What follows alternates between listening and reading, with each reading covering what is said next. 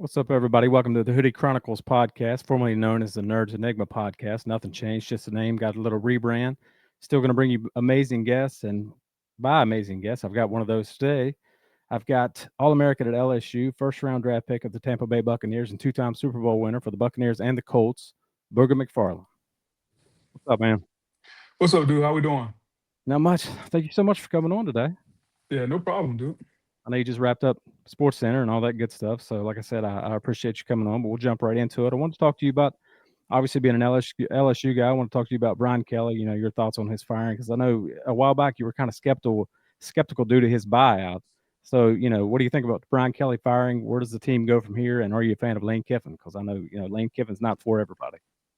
Yeah, well, I think that, once it got to a point where you saw that the team wasn't getting any better, I think Verge Osbury and the administration made a decision that it was time to move on. They quickly moved on, and then they started a national search. And I think, when you start a search, you're trying to go out and find the best candidate that fits your program, the best candidate that fits your football team. And more importantly, I think Verge Osbury, the athletic director, was looking for somebody that could take LSU football to back where it should be, which is atop the throne. LSU is used to winning national championships, and I think Lane Kiffin brings enough pedigree and enough prowess and enough fit in the Southeastern Conference. He's won. He's beaten the best coaches out there. He's beaten the best football teams. I think what he did at Ole Miss was an outstanding accomplishment, getting them to the playoff. I hate, just like him, that he couldn't finish that. But I think LSU's in a position now that, Lane is the right man for the job to get LSU back atop the throne. So I want to jump to the NFL now. And I want to talk to you about a video that I seen a while back. I think it happened a few years ago. And I wanted to see if your opinion maybe changed, from your statement on Monday Night Countdown when you were with Adam Schefter, Randy Moss, Susie Colbert about players coming into the league, kind of selfish, more worried about their own brand, their Instagram, workouts and things like that. Has your opinion on that changed? Has it gotten better? Do you still think that way? Well, I think it's individually based. I think that you get a lot of players that come into this league and then they work their tails off, man. A lot of rookies understand that it's not just about the money; it's a job. Like you go from college football to professional, and there's a difference. And I think, there still are some though, and there's nothing wrong with your brand. There's nothing wrong with Instagram and TikTok and all these different things. But I think everybody, by and large, has got to understand. Let's keep the main thing, and understand why you have a brand. It's because of your play on the field. And I think as long as these young guys will continue to do that, they'll be fine. Okay, I want to talk to you about some NFL injuries too. It seems like we've taken the right steps as far as concussions and things like that, lessening them with the guardian caps and all that. We're not there yet, but we're going in the right direction with it. But it seems like when we take one step forward with concussions, we take two steps backwards when it comes to ACL injuries. So what can be done, with ACLs, because they pop up all the time, with the injuries and things like that. So what can the league do to kind of minimize that now, since it is You kind of know, like an epidemic?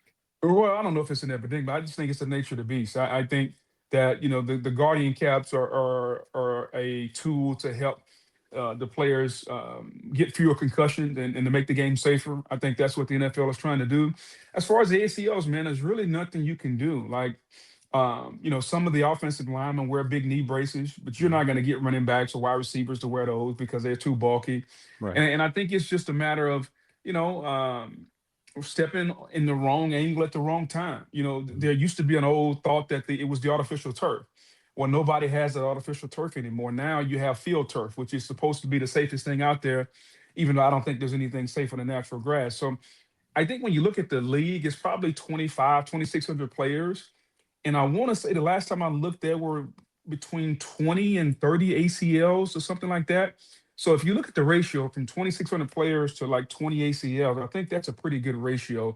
But you would love it to be zero, but that's just not the nature of our game. Right. So talk to me about your playing days. Like, I ask a lot, I've talked to a lot of NFL players, they usually say the same things, but tell me something that, one thing that you hated as you were playing being asked by a member of the media, because I know everybody has a different opinion, but what was one thing that you just thought was ridiculous? Well, especially after the game, somebody would ask, "Well, can you Right. can you tell us what happened?" I Right. mean, didn't you watch the game? Like we Hmm. lost, and it's just one of those things that I get it. Now that I'm on the other side, I get it. There's certain questions you have to ask so you can get the Hmm. answers, even if you already know. And so I truly understand that. But I've developed an affinity. for the media throughout my playing career, and even now, I did a radio show as a player, so I started to understand the media. Even though I never knew that I would get into this industry, it was just something that for me was fun. Like I've always been a Mhm. people person, and I think the more our players now know that the game has grown. It's a reason the salary cap goes up 15, 20 million every year is because the game is growing. Well, guess who helps grow the game? The media. So the people asking the questions and the television network. So I think the more that our players understand that we're partners and understand that we're all in it for the same goal, which is to grow the league and make the shield better. And along the way, I think everybody can make a lot of money. Not like you said, not all the media is bad. Not all of us should try to use clickbait titles and all that crap. Mhm. We try to report the facts, so we're not all bad. So during your playing days, what was your favorite sack, and why was that considered your favorite sack? Wow, favorite sack would probably be Sack Call's fumble in the Georgia Dome against Michael Vick, and I think it's self-explanatory because it was a sack, it was the Call's fumble, and it was a touchdown. Like it's kind of like the holy trinity. You get the sack, you get the fumble, you recover it, it's a touchdown. I don't know if it could get any better than that. I still remember it. We used to have some fun in the Georgia Dome because it was the one atmosphere that was almost college-like, like Kansas City and Green Bay, but obviously are known for their atmospheres. But Atlanta was different because they had a DJ in the stands. Mhm. It was a big party. So I remember that one like it was yesterday. I'm glad you say that because I've been a lifelong Atlanta Falcons fan. I'm 43 years old, been a fan my whole life. I've been through a lot of 3-13 seasons, a lot of ups and downs. So I'll ask you about Atlanta. Are they a cursed franchise? Because like I said, I've seen a lot. You know what all they've been through. What is the deal with the Atlanta Falcons from year to year being the most inconsistent team in the league for years and years and years? Well, I don't know if I don't believe in curses. I think that's number one. I think when you look at them, DQ, Coach Quinn had them in a Mhm. Super Bowl. So I wouldn't say they're cursed. I just say they had some bad luck. I mean, you're up 28-3 against the Patriots. You're supposed to finish that game off, but they didn't. Right. And I think this current regime, Raheem's got to figure out what's going on with the quarterback position. It Hmm. was supposed to be Kirk Cousins. You give him 100 million guaranteed, then you draft Michael Penix. Kirk does I want to say, did Kirk do the Achilles? No, he did the Achilles in Minnesota, but Kirk Hmm. was banged up. You make the move, you go to Michael Penix Jr. He's just started this season. It doesn't seem to be working well, even when he was healthy. So, and now he's got another ACL. That's like three ACLs for him, to your point about the ACLs. So they got to figure out what they're going to do at the quarterback position. I don't know if Kirk's going to come back. It sounds like Penix is with the ACLs, that's 9 months to a year. It's the most important position. I think they finally done a really good job with their pass rush. Because for Right. years they couldn't get double-digit sacks. Now you got Jalen Walker, you got James Pierce Jr., you got some young interior defensive linemen. I like what they're doing now with their defense, but they got to get some consistency at the quarterback position. Bijan Robinson is one of the best running backs in football. I think Drake London is developing into a really good receiver. I like Mooney. I think they need a legit number one. I don't know if either one of those guys are a legit number one. Kyle Pitts has been somewhat of a disappointment. So they got some pieces, but the quarterback is still in flux. And I think as long as that position is in flux, then your team is always going to kind of be up and down. Right. And I use those words inconsistent and cursed just because, it seems like so often they've let second half leads slip. Like it's on, like the term falconing. It's always been expected as a Falcons fan. You know what I mean? And I hate to say that word, but it's just what it always brings you back to. I've seen all kinds of it. But speaking of Kyle Pitts, in a contract year, do you see him leaving? Do you see him re-signing him? Do you see more production in the future? Well, Because I don't think I think this is his third year, so he's eligible. He's contract eligible, if I remember correctly. They can pick up the fifth year option. I don't think they're going to do that, so he'll probably be playing on this in the fourth year, if I'm not mistaken. The next year will be his fourth year. And so now he's got to put up or shut up. I think if he puts up, then maybe they get him a contract after year four. If he doesn't, they're going to let him walk. But I don't think they're going to pick the option up. Nor do I think they're going to extend him right now. So Kyle Pitts has to earn a new contract if he's going to get one from the Falcons. So speaking of being in the NFL, like I said, I've talked to a lot of players, got a lot of friends who played in the NFL. I've heard some of them say some of the things that they've heard on the field. So talk about some of the trash talk that you heard over your years, and what are some of the worst things you've ever heard a human being say on the football field? Well, trash talk, it goes both ways, man. Right. Everybody usually tries to keep it clean. If you name it, if you can say it, we've heard it. I've heard it out there. The one place nobody rarely ever goes, though, is talking about someone's kids. Every now and then you'll get somebody to make a couple mama jokes, but usually mothers and kids are off limits. Um, Girlfriends are not off limits, especially if that's just your girlfriend. Wives, nobody says a lot about wives, but yeah, those are kind of the only things that are off limits. Other than that, everything else is wide open, buddy. So NFL coaching hot seats, who are some of the coaches? Mike McDaniel, and obviously going back to the Falcons, Raheem Morris. Who are some that you think will be on a hot seat that we can see elsewhere? And will Mike Tomlin, leave Pittsburgh and go somewhere else for a fresh start? So who do you think will? I don't think I think Mike Tomlin and the Rooney family can do whatever they want to do. Like Pittsburgh has earned the right. Mike Tomlin has earned the right.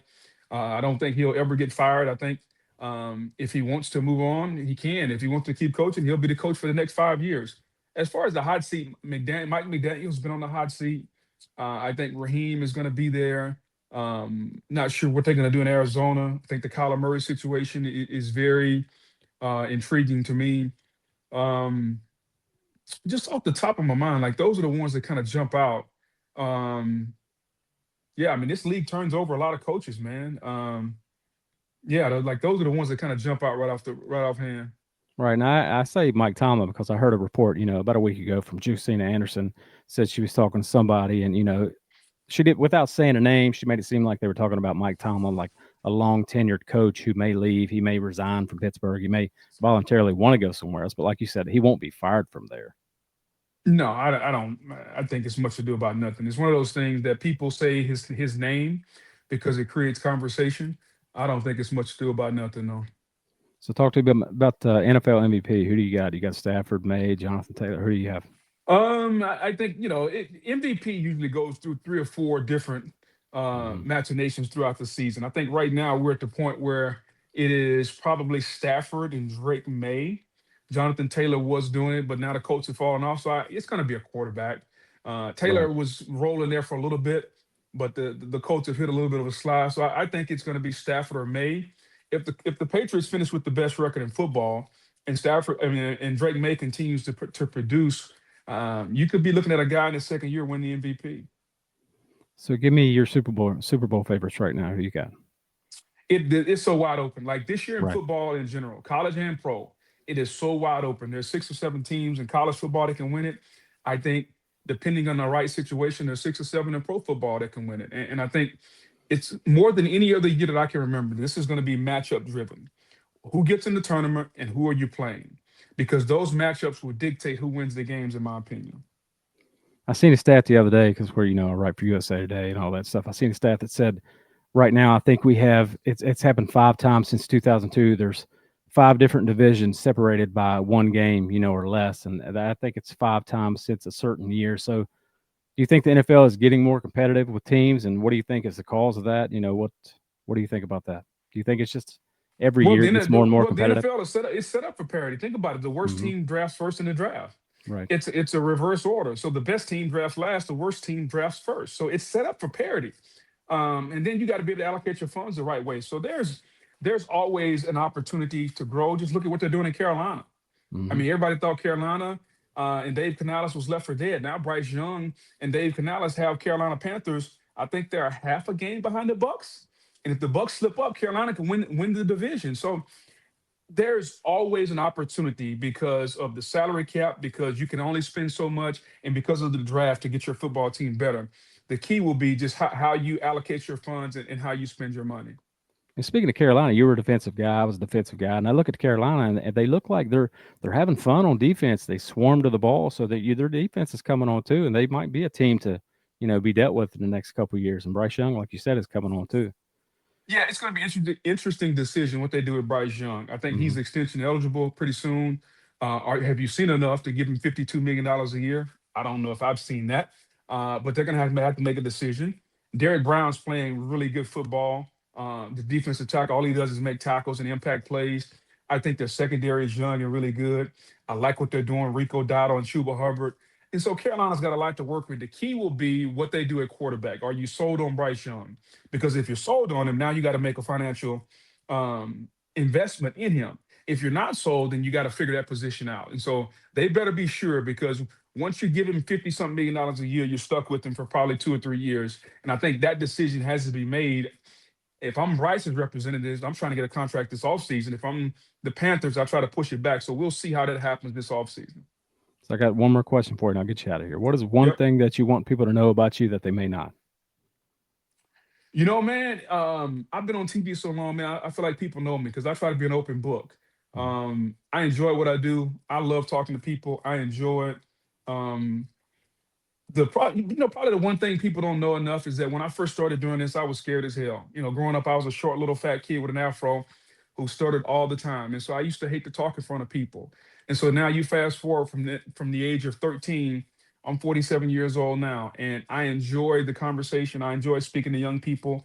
I enjoy discussing the game of football, man. The game of football has given me and my family a lot of things in life, and I appreciate it. And so if my way to give back is to discuss it, to talk about it, to share, to help people like yourself that may not necessarily be on the path and have 2 million Twitter followers or have a YouTube channel with 2 million people. We still can talk ball like everybody else, man. So I really enjoy it. Thank you so much. I appreciate it, man. All good, man. Have a good one, buddy. All right. Thank you. Later.